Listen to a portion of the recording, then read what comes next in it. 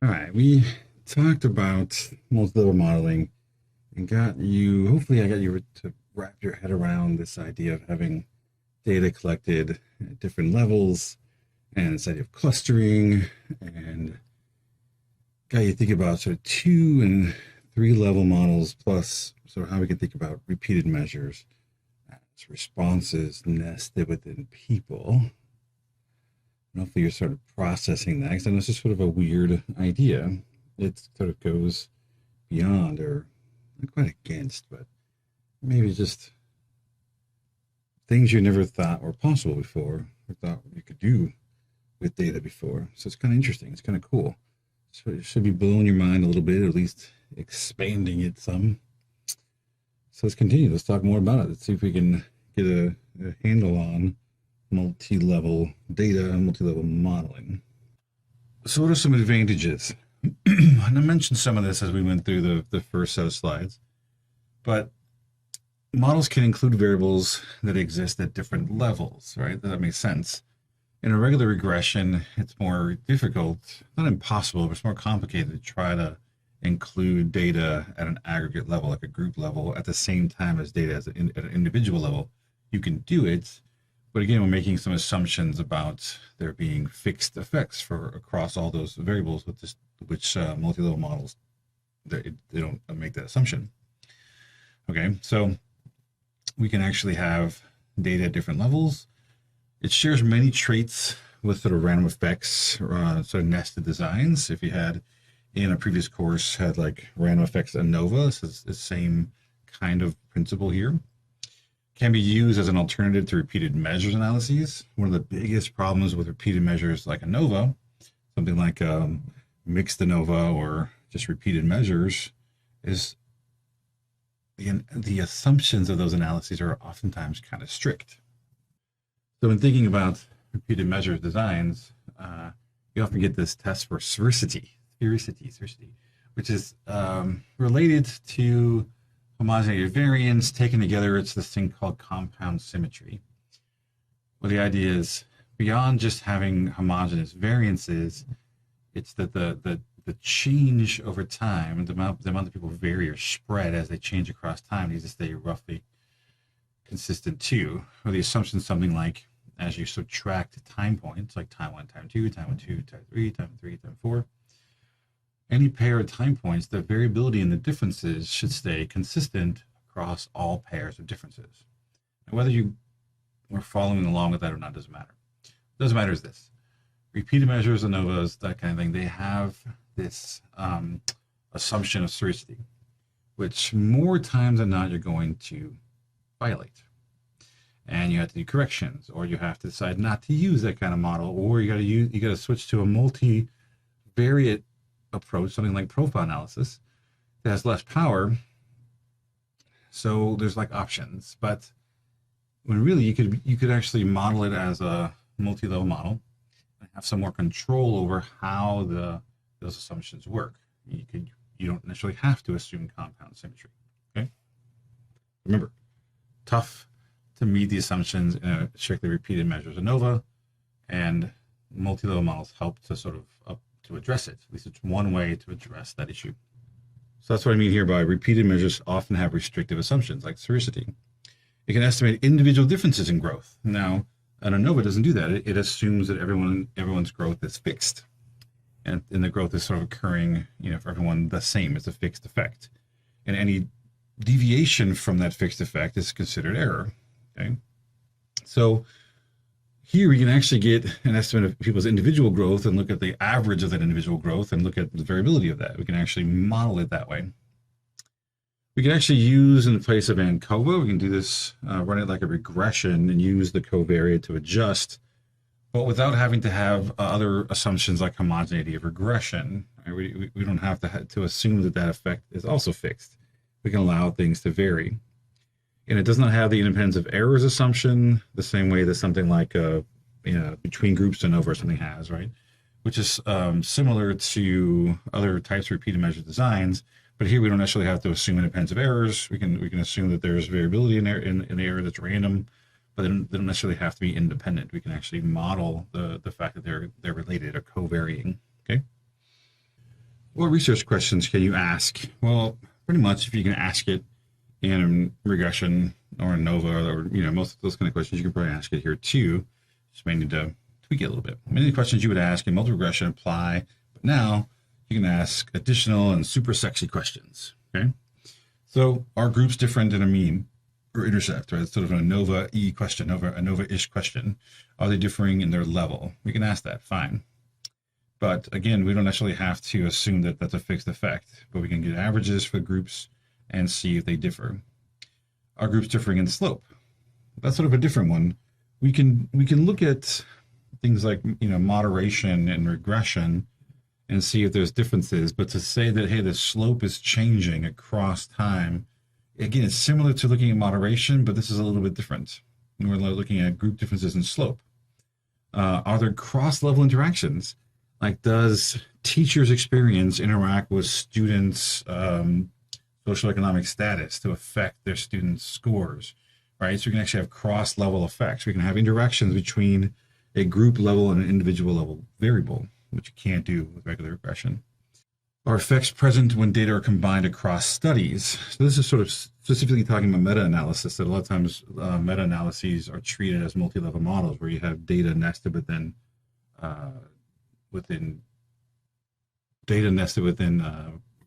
projects, reports, or articles, right? As you collect data across multiple studies, you can treat the data as nested within each study and treat it as a multi-level model to do that meta-analysis. As a linear model, it shares many assumptions of multiple regression, and data should be screened prior to analysis, right? So this is still a linear model. It's still a multi-level linear model. So we're still assuming linearity. We're still assuming the data is normally distributed. But again, we're thinking about it more in the normally distributed sampling distribution sense, okay? We don't want outliers. We don't want both in and out of the groups, right? We don't want group-based outliers. We don't want total outliers either. We want people to be relatively homogeneous in that sense. And missing data should be addressed. And with multi-level modeling, especially with repeated measures, it's more chance you're going to have missing data where someone starts to respond, they miss time, come back again. When it comes to data like classrooms or something like that, where it's not repeated measures, missing data is a little bit different because we're just talking about that we have unequal n. We just different size clusters. It's not really missing data, but they sometimes can pose the same types of issues. Like, how many data points do you have to have, in order to retain a cluster? Now, multi-level model has been done all the way down to just looking at pairs, like twin studies, that kind of stuff. So it's been done with all kinds of different sizes of clusters. And then, of course, how many clusters do you have to have is also another issue. But missing data, especially with repeated measures, you should figure out a way to address it. Do we impute? Do you drop them out? How do you want to address it? Address it before trying to do the multi-level model.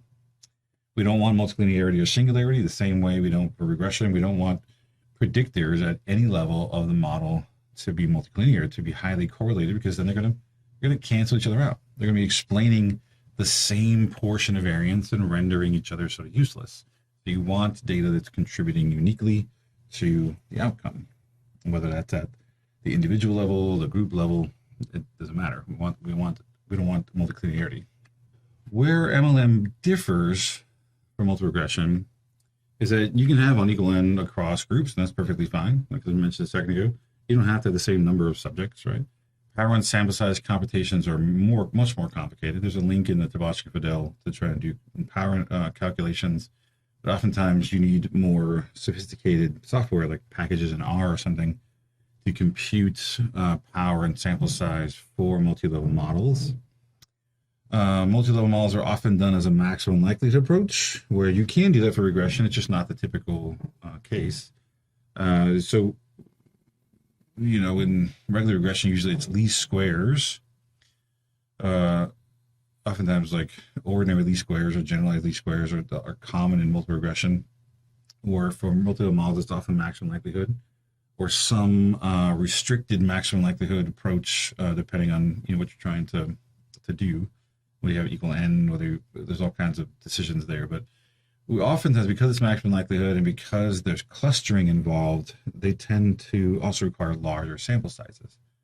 The sample size requirements apply at all levels. So where, you need to have roughly, let's say minimum like 20 to 30, cases. So that also applies at now level 2. So if you're talking about classrooms, you probably need to have about that many classrooms to be able to assess anything at level 2. Okay, so it actually does increase the amount of sample you need to run the model because there's just more places for there to compute slopes and intercepts and that kind of stuff at the different levels. So you have to have more data. Right? More complicated scenarios require more data, especially if you want to have enough power to find significant effects. Okay, which I'm assuming you would, or else why would you be doing the analysis in the first place? So again, we don't have this independence of errors assumption. We're actually sort of not assuming that. We're actually assuming there's clustering. Right? That's the whole idea, is that people are not completely independent. If you're in a cluster, then you're affecting one another, and your errors, your scores are no longer independent. But we can actually compute like how much of that is present in the data, how much clustering grouping of dependencies are there in the data by computing something called the intra-class correlation. We'll talk about that soon.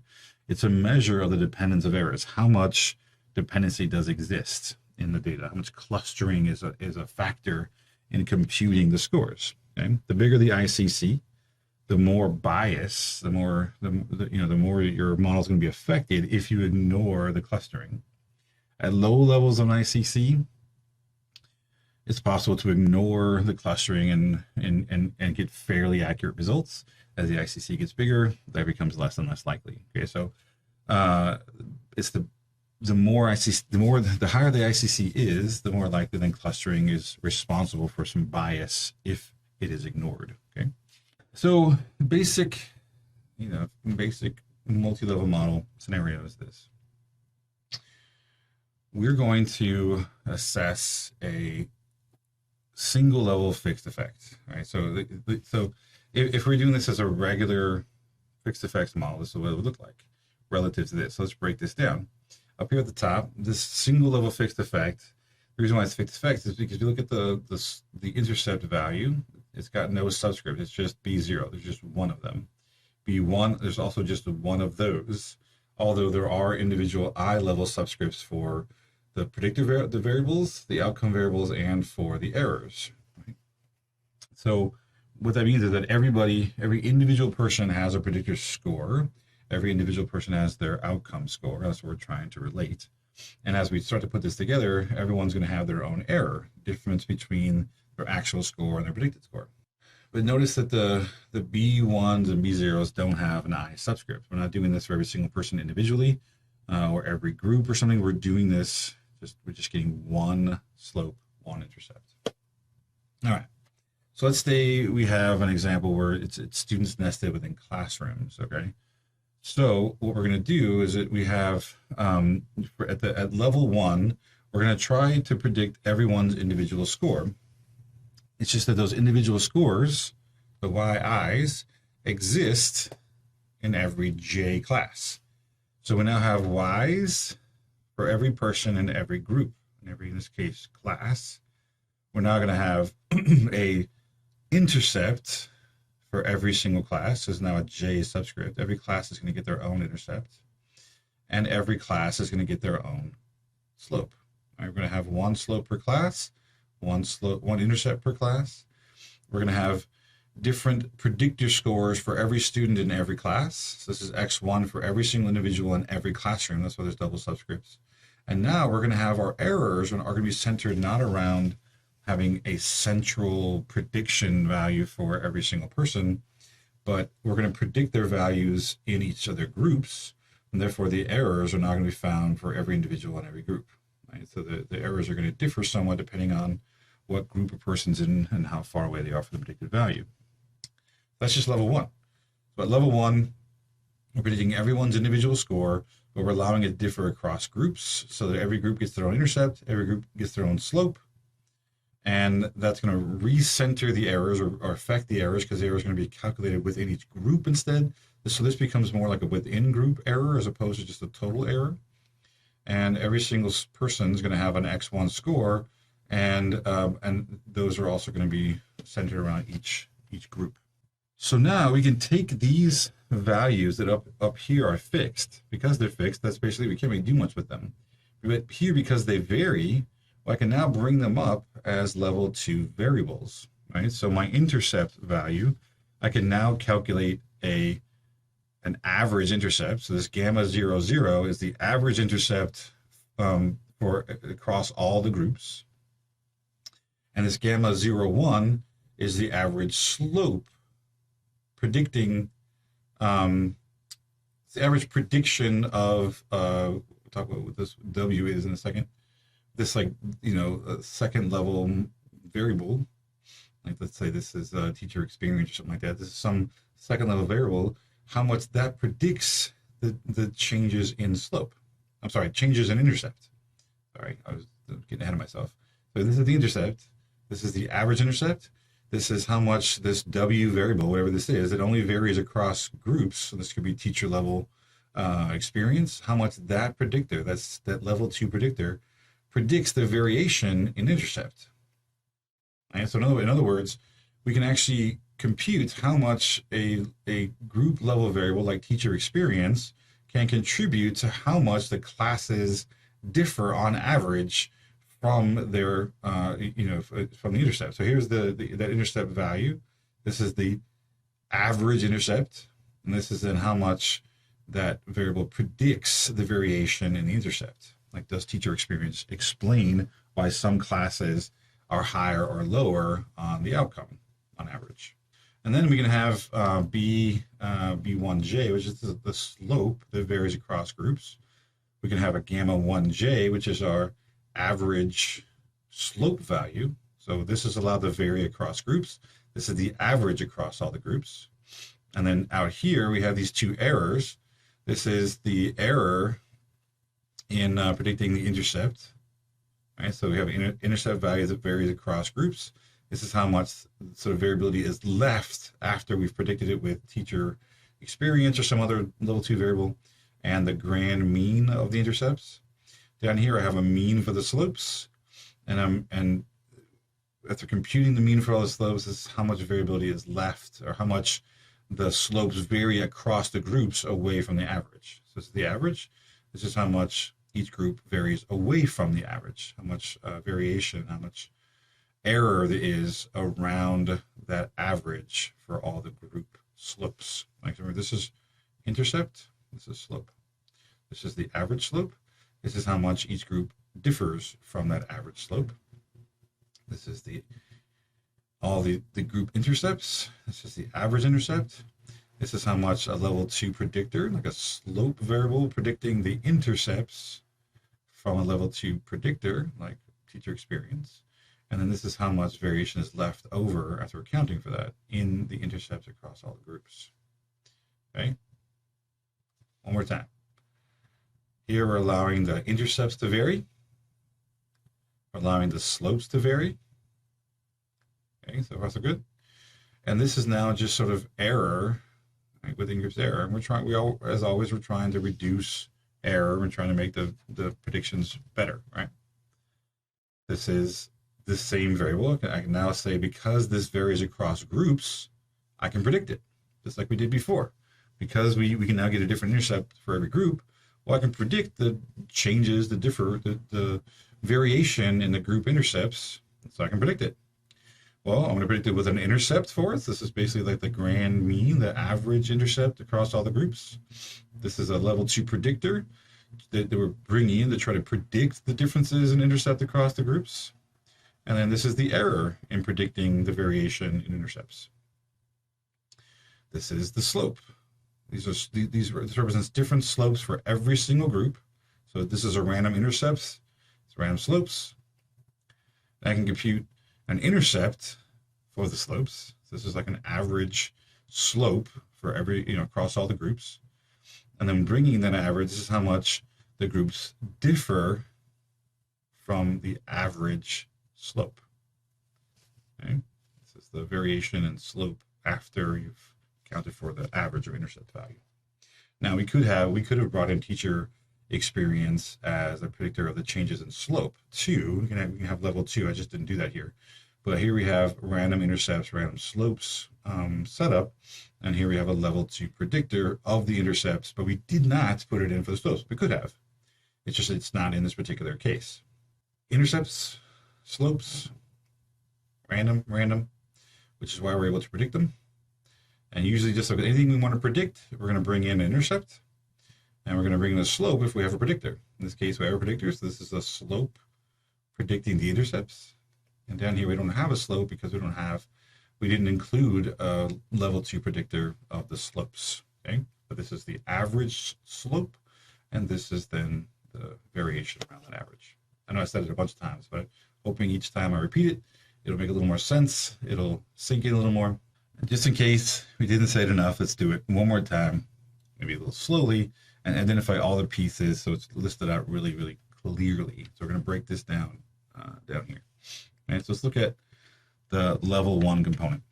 So at level 1, remember the I's are referring to individuals, J to groups.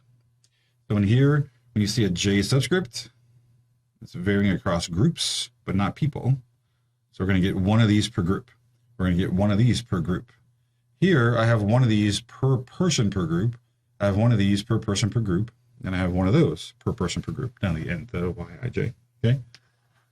So the Yij are the DV scores at level 1. This is the level 1, meaning at the level of the individual response. In this case, if it's students in classrooms, at the level of the student.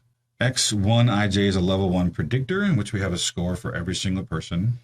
B0j is the intercept for the DV in each group. So we're going to have a different B0j for every group.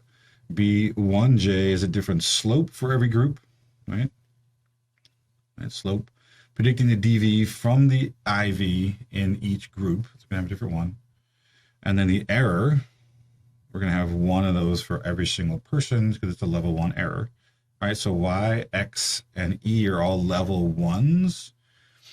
And these are random intercept and random slope coefficients, which is why we're getting 1 per group, not per individual.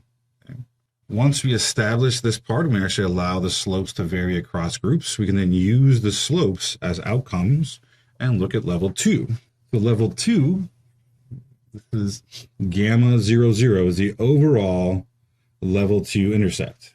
So it's the average value, the intercept value for the intercepts across all the groups. So you can think of it as the average, but sort of a weighted average because groups that are bigger are going to be weighted more. So gamma 0, 0, overall level 2 intercept. I can bring in this WJ as some kind of level 2 predictor. Like it varies across groups, but constant within groups. So something like, again, teacher experience, the gender ratio in the classroom or the teacher-student ratio in the classroom, something like that, something that is constant for everybody in the same class can be then thought of as a level 2 predictor. So I was using teacher level experience or something like that as a level 2 predictor. We got gamma 0, 1, which is there, right? This is then the slope predicting the DV from the level 2 predictor. So I'm now trying to, it's like it says predicting the DV, which it is, sort of inadvertently, it's really predicting the variability in the intercepts, right? So the slope predicting the intercepts that differ across groups with a level 2 predictor. This is how much this level 2 predictor explains the differences in intercepts. So if I'm looking at math ability, for instance, in a classroom, some classes are just higher, some classes are just lower. That's based on their sort of level, their intercept level. And maybe it's teacher experience, maybe it's teacher, maybe some classes are honors classes, and that's why they're getting higher scores. Those are level 2 type questions, right? Maybe the problem is teacher experience. It's that you have some classes are honors classes, some are regular ed classes, and some are remedial classes. And maybe that difference is explaining a lot of the variability in the levels. We can use that as a level 2 predictor and see how much that predictor actually accounts for the differences in intercept. And I know I just said this a second ago and I repeated it, but it's something I want to hit home. That's why I'm repeating it over and over again. Hopefully some way in which I say it, it'll actually make sense. Okay? So the U0J is at the end here. This now is a random error. Notice there's no I in here. So this is the error at the group level. It's how far away, once we've accounted for the average level of the intercept and the level 2 predictors of the intercept, this is the variability left over. So how far, or how close or far we are away from that prediction. So that's our error there. Gamma 1, 0 down here. So now this B1J now is the random slope. So a bunch of slopes here. We're saying, hey, what's the average slope across all the groups? And how far do groups differ from that average? So that's the U1J is a random error of group slopes around the average group slope. That's a lot. A lot of verbiage in there. A lot of words. It's word salad going on. A lot of things. Becoming very complex. Totally get it. First time when I tried to learn about this stuff, again, it really took me a while to wrap my head around. So many things going on, so many different options, so many things you can do with it, and doing things with data I never really even thought of before, or even conceived of doing before. So it's a lot. I get it. So feeling a bit overwhelmed, perfectly normal. Take a deep breath, try to relax, maybe do some yoga or something. Meditate, but it's okay to feel a little overwhelmed. This is now a lot, but you should feel a little bit excited too. You should feel a little bit, so beyond just sort of feeling terrified about this. It should be a mixture of excitement, but also sort of anticipation of being able to utilize these tools in ways you never thought before. It should be opening some doors, not like the doors to perception or something, but it should be opening doors for how you can apply this to research, or how you can restructure data collection or restructure your research design, because you're not as limited as you used to be. This now opens a lot of things. Now, with flexibility comes complication. So it sounds complicated because it is, but it's also because it's very flexible and it can solve a lot of problems and allow you to address a lot of issues with more traditional types of analyses like multiple regression or ANOVA. So again, feel excited and a little bit anxious at the same time. Perfectly fine. That's how you should probably feel. And it's okay. Allow yourself to feel. Allow that to wash over you.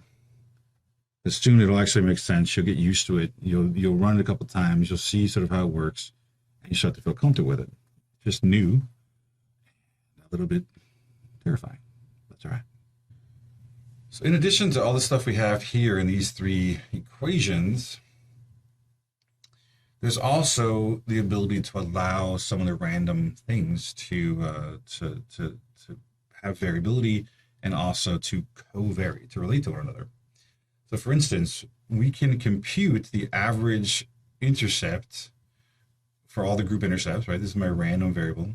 Here's my average. So I can compute then how much do the groups differ around this intercept. I can compute a variance for that, and that variance will be found in a matrix called tau, the tau matrix. Okay, so tau matrix is the variances and covariances of the random effects. So I can see, how much variability is there around this intercept, and I can also see how much variability there is around this intercept for the slopes. All right, so variance among the random slopes. So these, I have an average slope, and I can see how much do groups actually differ around that slope. Now, I don't have one for, even though it looks the same, gamma 0, 0, gamma 1, 0, 1 should be the same, but the problem is, because this varies across groups, I really just have, this is actually a fixed effect. Even though it looks sort of similar, this is a fixed effect. It really doesn't have any variability. We're just computing one relationship between our level 2 predictor and these intercepts. This is fixed. This is now an average of the random source. We have variability around this, we have variability around that. Okay? And we can also compute how much do the intercepts and slopes, these two values, how much do those covary? All right, so it's a covariance between random intercepts and random slopes, the degree that the variability in slope relates to variability in intercepts, which often it will. You'll see a lot of times if there's like a negative covariance between intercept and slopes, so those that have low intercepts have higher slopes. Those with higher intercepts have lower slopes. So you get to see, oftentimes there is a covariance, at least a significant one, where the intercepts and slopes will relate. And we can actually compute that. We can actually figure out the intercepts, the covariances between those values, the variation around the intercepts and the variation around the slopes. We can see if they vary. Okay, so it's kind of cool. Again, it's more things to test, more hypotheses, but also more flexibility, more terrifying. There's a lot of stuff going on. Unlike standard regression approaches, where we tend to just do everything all at once, just a simultaneous regression, called like the kitchen sink approach, right? We just throw everything in at once. Multilevel models don't work that way. They tend to have more of a step. But remember, when we talk about multiple regression, you should also approach multiple regression the same way. Most people want to run just a single model. They do the kitchen sink thing. They throw every predictor in at once as a simultaneous regression. And hopefully, I imparted to you that you should really think about it in terms of steps as well. Look at things, but add in variables one at a time. Do a forward sort of sequential analysis or something to really test hypotheses in a more sophisticated way to see how much each thing is contributing. That's the same thing here.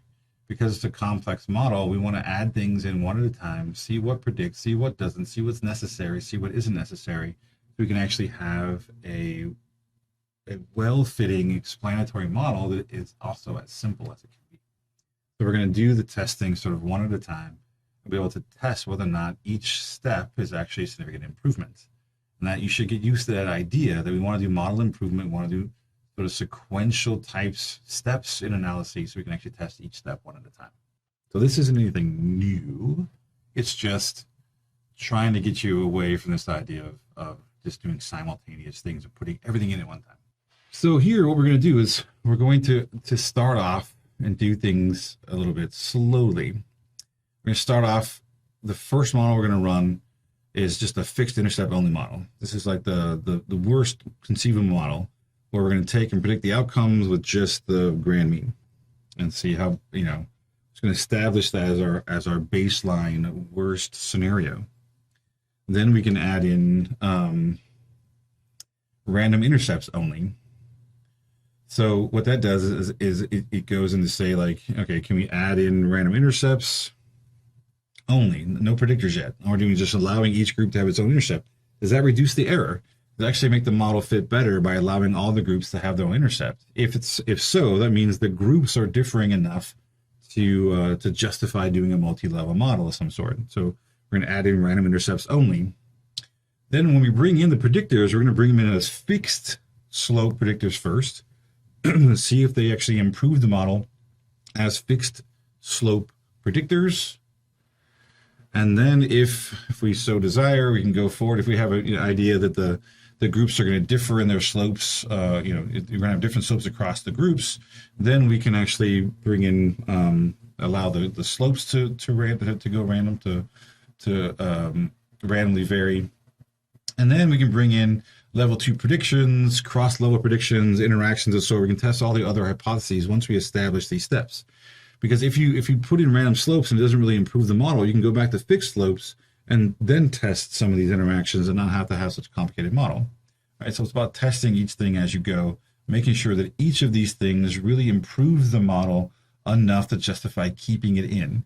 Because in the end, yes, we want a fancy model, but we also want one that's as simple as it can be while also explaining the data well, right? So we want a combination of both sort of parsimony, but also explanatory value of the data, okay? So let's talk about how those steps work. And I'm using this popular data that is should be linked in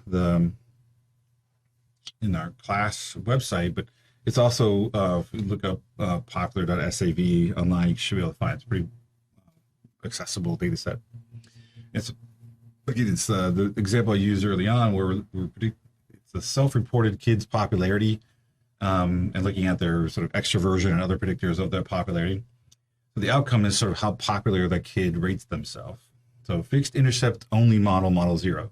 Now this differs from Sebastian and Fidel, and it is a step intended to help decide if random effects are even needed. They jump right into a random intercepts model as their first one. So I'm actually taking a step back and saying, look, just do a fixed intercept model, knowing that the model is not going to be that great, right? I just want to do it so that I can see when I add in the random intercepts, does it actually improve? Do I really need it? So this treating data as only a single level with no predictors, when I'm in Brian Predictor said there's no random effects of any sort, it's just a fixed intercept only. So the starting point for judging the reduction in error by introducing random intercepts, it's really all we're saying is, look, I want to take all the predictors, all the predictive values, I'm going to say, hey, I'm going to predict it with just an intercept. So that intercept becomes the grand mean. So yi equals the mean of y, and then e becomes just the variability around the mean of y. We're saying, let's just predict y with its own mean and see how well that does, which is everything's going to be an error pretty much, right? So we're just saying that y equals the grand mean plus or minus the error. That's it. Very uninteresting model. Here, y is an individual DV score. B0 is the mean of y, and EI is the deviation of the DV scores from the y mean. So you can think of this as basically just the variance of y. So E is just the deviations of y. If we squared them, we'd have sum of squares for error, or error variance. That's just the total variance of y. Okay, uninteresting, but just establishing that as a worst case scenario. Because if we can't do better than that, if we bring in predictors or random intercepts and it doesn't improve over this, then they're not very good additions. So we really shouldn't keep them or use them. So if I run this in SPSS, I realize I only have a place for myself here. I sort of peek over the. So if we run this in SPSS, it's just using syntax, which I recommend you do. SPSS, of all the data we've run so far, and then we'll run the rest of the semester, SPSS works fine, and the data comes out nice. Not the data, the output looks nice. There's lots of nice things about it. In reality, multi-level modeling is not a strong suit for SPSS. It actually is kind of clunky, especially if you use the point-and-click method. I don't recommend it. I recommend following the steps, using the syntax, and avoid using the point, because there are so many things going on with the point-and-click method that it's very easy to make mistakes and leave things out when you go to do each step. So using the syntax is much better. You're less likely to make mistakes. So in step one, all we have here is, right, we're doing a mixed model. That's what they call their instead of calling it a multi-level linear model, they call it a mixed model. Okay, and that's actually not that unusual. I think SAS also calls it proc mixed. So this is a mixed, not a mixed ANOVA, just a mixed model. So the model is mixed, and we're using popular as the outcome variable. The fixed variable here, it just says there's just a thing here. I mean, like this thing tells it the fixed is just the intercept, and I want sum of squares type 3. There's actually nothing in it. It's empty. You'll see what I mean in a second. Where usually there's stuff going on here. It's just a straight up and down line. Fixed equals that. I want sum of squares type 3. Method equals maximum likelihood. That's sort of typically the default. And I want to print out the descriptives and the solution. Okay, so what are the descriptives?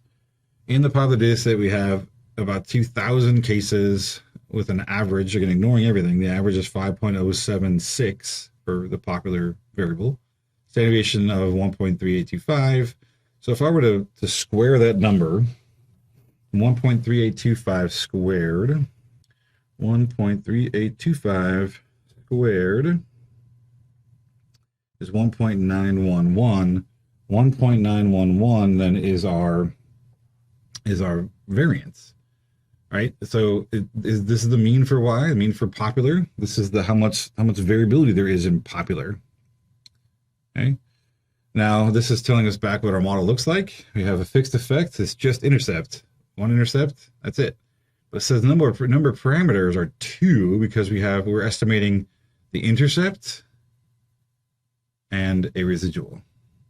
So go back. We're estimating is 1 intercept, 1 residual. Those are the only 2 parts of this model. 1 fixed intercept, 1 then this is actually random, but 1 variance or residual variance for the e's. That's it. Those are the only two parameters we're estimating.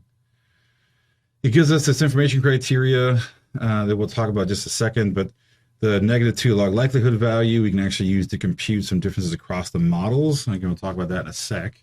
Same thing with changes in these other ones, like the Akaike information criteria, like down here, the Schwartz-Bayesian criteria. There's these different ones like the BIC, AIC, and BIC. The ones I see are often used to look at model improvement. But again, we'll come back and talk about those in a second. So we have a type 3 test of fixed effects. The numerator is 1, the denominator is 2000, and we have an F of some crazy number. So what this is doing is testing, is this 5.0676 or whatever significantly different than 0? And it is.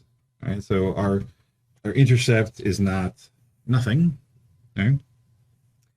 Because it did that once, it's actually doing the same thing again, just with more information, where you have an estimate, that mean estimate, a standard error for that mean. It's dividing it, getting a t, but this t and the f are essentially the same thing. It's just 1 degree of freedom, and it's showing us that it's significantly different than 0, which is uninteresting, really, because what we really want to know is,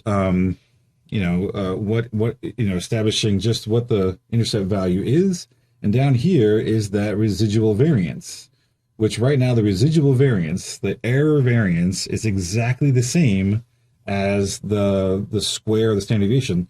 The variation in y, I think it was one when I did it on my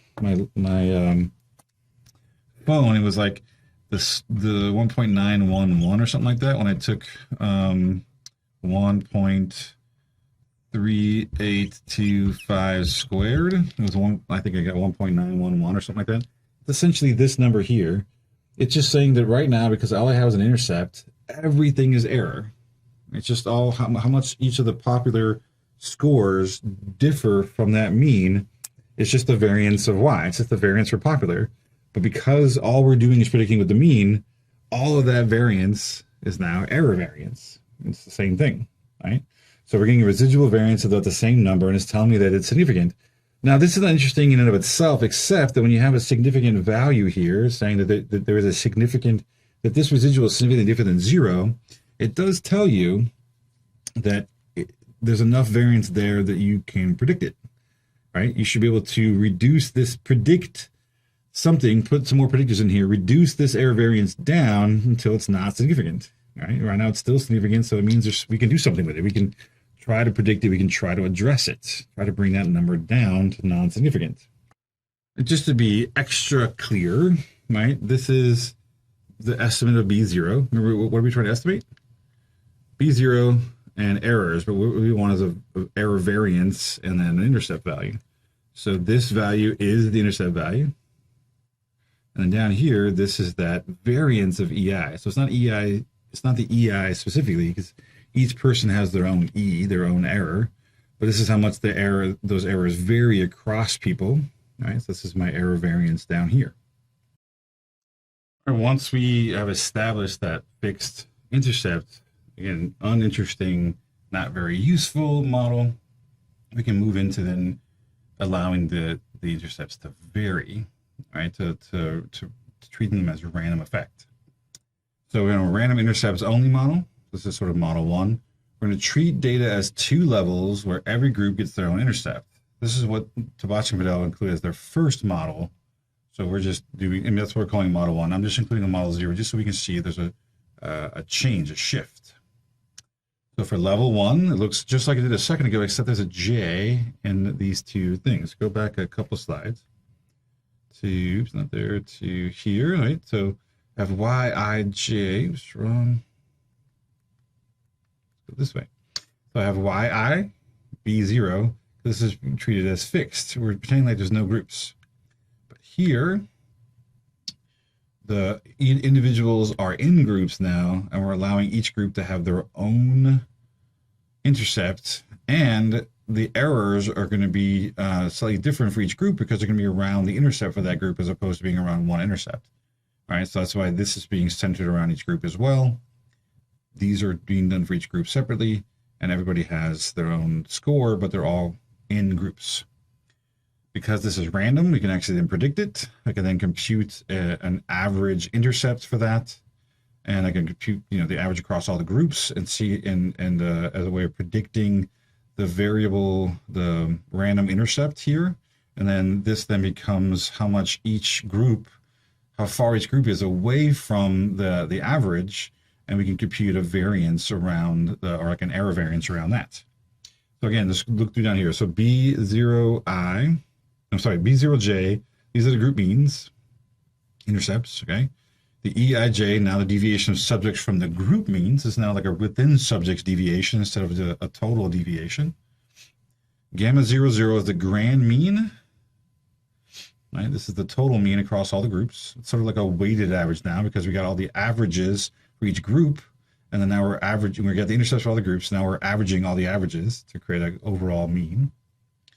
And U0J, this one, is now the deviation of the group means, the grand means. This is like now a between groups kind of variance, where this is the within groups sort of variance. You can sort of see how this, even though it's not, we're not doing this as an ANOVA per se, there's still sort of elements there where we have, this is how much each group is varying away from the grand mean or the central intercept.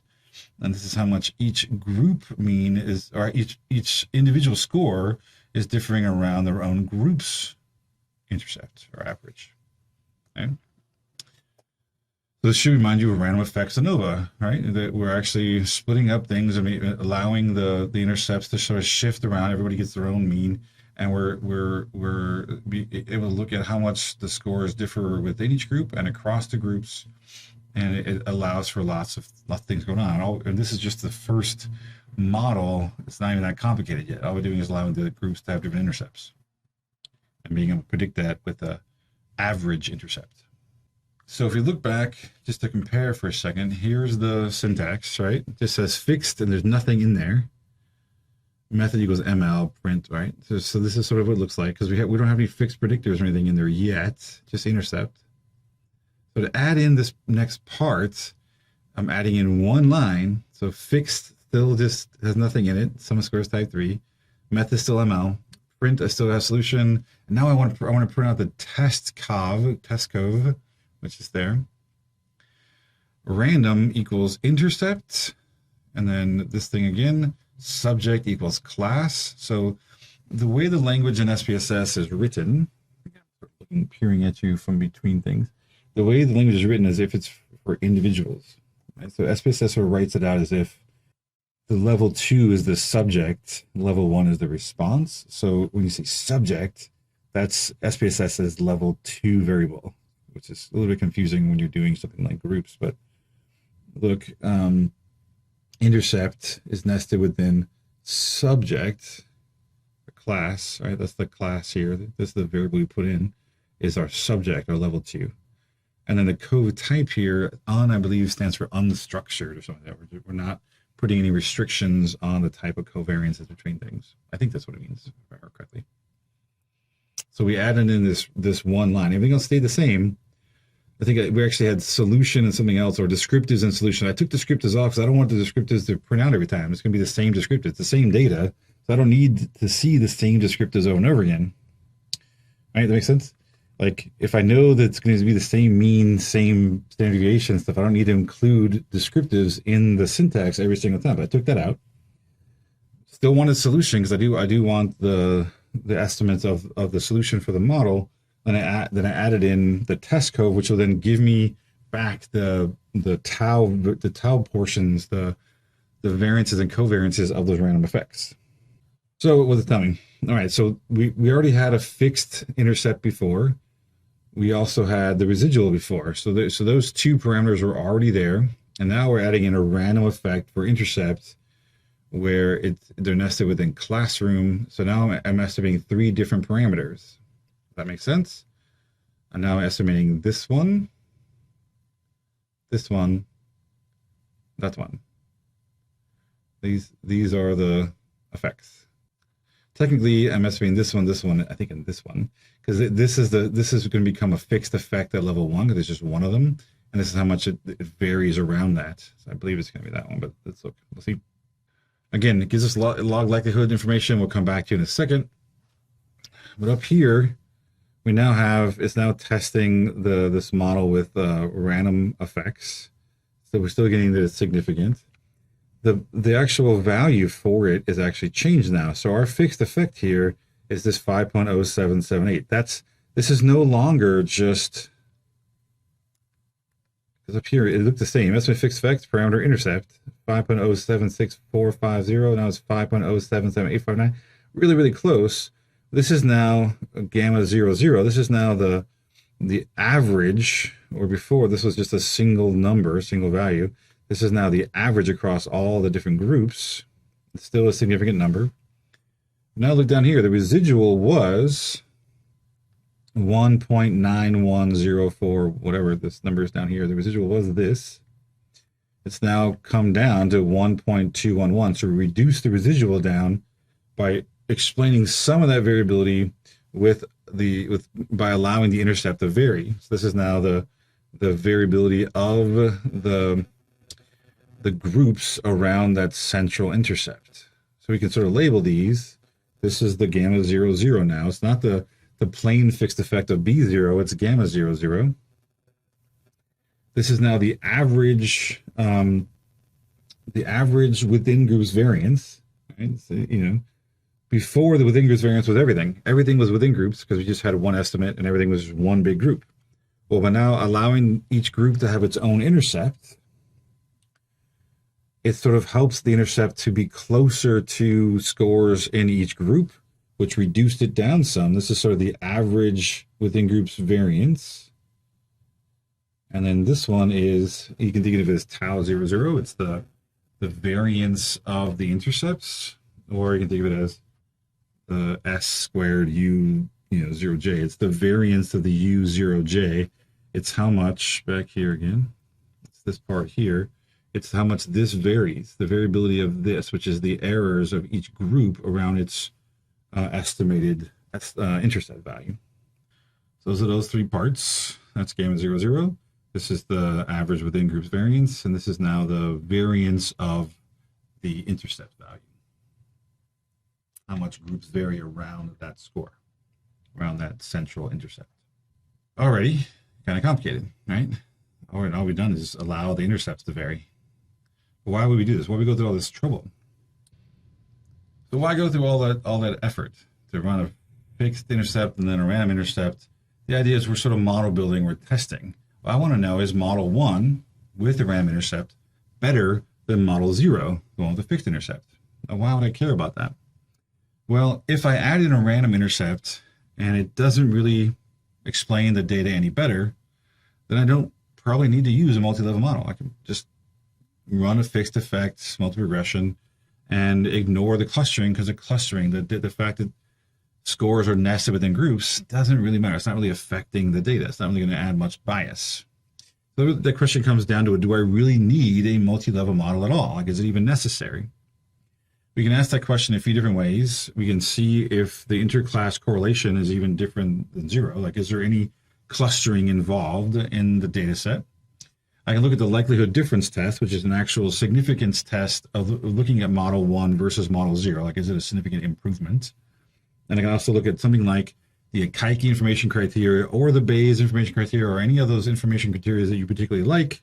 I can see if the information is actually going down, then the model is actually getting better. These are a little less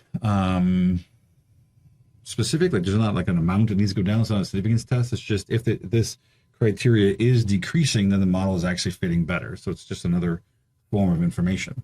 Okay. So how much of the total variability in scores is accounted for by group differences? This is essentially analogous to looking at eta squared in ANOVA. I want to know what proportion of the total variance is due to differences in group. So this is on just the intercept. So you got to think about this carefully for a second. Why is this called the intra-class correlation? If groups didn't differ and there was no variation, the intercepts were all essentially the same, there's no variability in intercepts, the eta squared or this ICC, whatever, how you want to look at it, would be 0, because groups are not explaining any differences in the intercept. However, as this becomes non-zero, this value, it tells you what proportion. So if it's 0.05, that means 5% of the total variability is due to differences in groups. That means the groups are actually differing some. Some groups have higher intercepts, some groups have lower intercepts.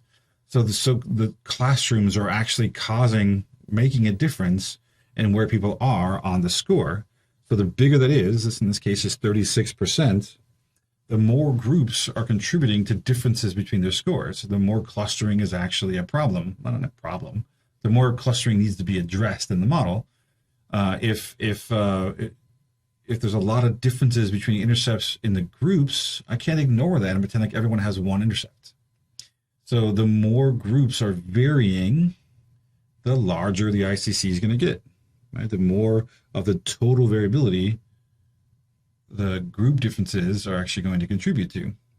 The interclass correlation tells us, if I look at tau 00, tau 00 is my variability of my intercepts over the total variability, which is the variability of the intercepts plus the error of that, the two together. If I add those two together, that essentially is like the variance between groups over the variance total. Just like sort of similar to eta squared. The only difference is in eta squared, it was sum of squares over all these things. They weren't squared, but it's analogous to eta squared. So this is the variance between groups over between plus within. Remember we said that was the within groups variance. This is the between groups variance. So I'm just adding those two together. I can look at those values. So let's go back a second. Look at the outcome. We said, look, here's my tau 00 is 0.694, this whatever this is here. This is the average variance for E. I just need to add these two together. Right? 0.694 plus 1.222. Those two numbers. 0.694, 1.222. Add those two together. That gives me my total variance, which really was just the variance back here before 1.91, right? Just this is what it was before we split it up between the between and within. That's the total variance. So it should just be that 1.911 we got before. 1.916 when you add it this way, right? Something close like that.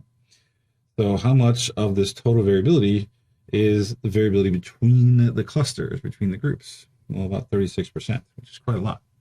It means differences, if the example is classrooms, differences, in this case it is classrooms, but the popular differences in classrooms actually account for 36% of the variability in subject scores. So how much a student thinks they're popular, right, is affected by the class they're in by about 36%. So that's a large amount. So there definitely is clustering. Clustering is definitely going on. There's something about differences in classrooms that's contributing to students feeling like they're more or less popular. So we can't ignore that. Right? There's definitely something going on. In each model, you're given a natural log is computed of each participant's score versus their predicted score. So what they do is they take their actual score, they predict their score with the model, and they take the difference and they take a log likelihood of that. And they do that for everybody.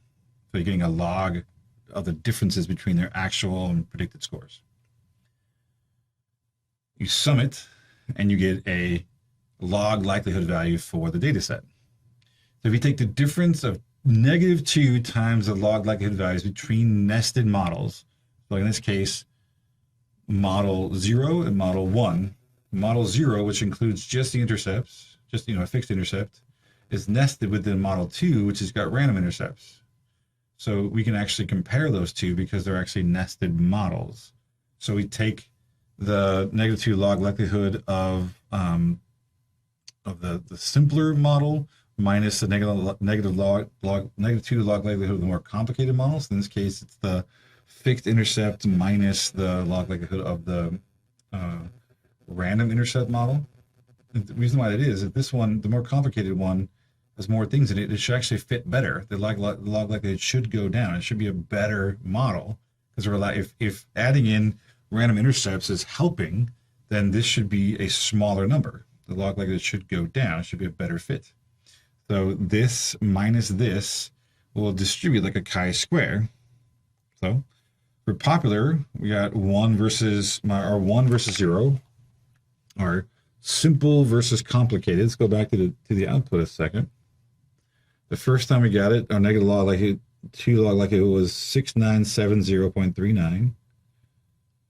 When we added in the random intercepts, it's 6327, so it went down. And the question is, did the difference there actually, is it significant?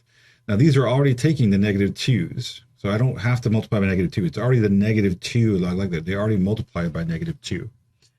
So when you're looking at this difference, this subtraction here, I don't need to multiply these by 2. They've already been multiplied by 2. So all I do is take a difference, and that difference is 642.922 log likelihood units, or whatever you want to look at it.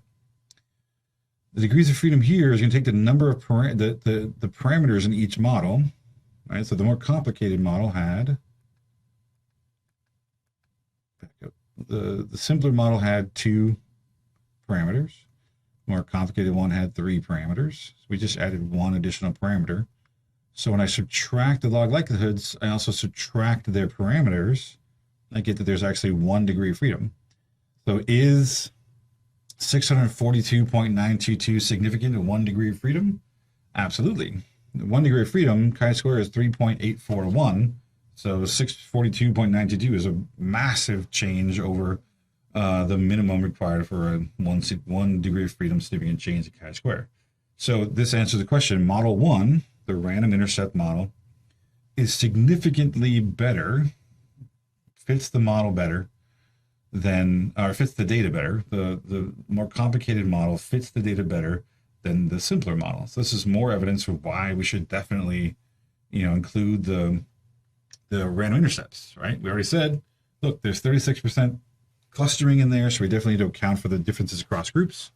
And by adding in the random intercepts, by accounting for some of the clustering, we've now made the model better significantly.